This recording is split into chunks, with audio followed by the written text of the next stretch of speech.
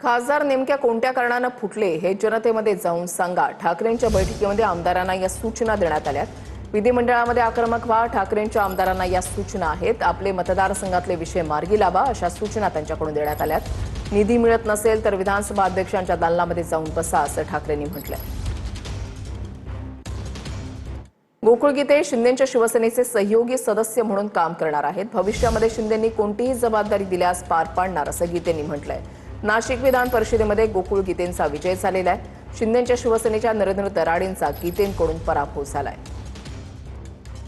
संध्याकाळी या नंदनवन बंगल्यावर साहेबांच्या भेटीसाठी बोलवलं. मी साहेबांशी पण त्या ठिकाणी प्रदीर्घ काळ चर्चा केली आणि साहेबांनी पण त्या ठिकाणी परिषदेमध्ये या मतदारांनी जो माझ्यावर विश्वास टाकलाय त्या मतदारांच्या भविष्यात कामं करण्यासाठी, त्यांच्या काही अडीअडचणी सोडवण्यासाठी परिषदेमध्ये शिवसेनेचा सहयोगी सदस्य म्हणून काम करण्यास त्यांनी पण त्या ठिकाणी मला परवानगी दिलेली आहे. गोकुळ गीतेजी शिंदे साहेबांच्या कामावरती प्रभावित होऊन त्यांच्या नेतृत्वाखाली येणाऱ्या काळामध्ये सहयोगी सदस्य, शिवसेनेचे सहयोगी सदस्य म्हणून त्या ठिकाणी काम करते आणि नक्कीच भविष्यामध्ये शिवसेना वाढीसाठी त्यांना शिंदे साहेब जी काही जबाबदारी देतील ती पूर्णपणे ताकदीने पेलण्याची क्षमता जी आहे ती त्यांच्यामध्ये आहे.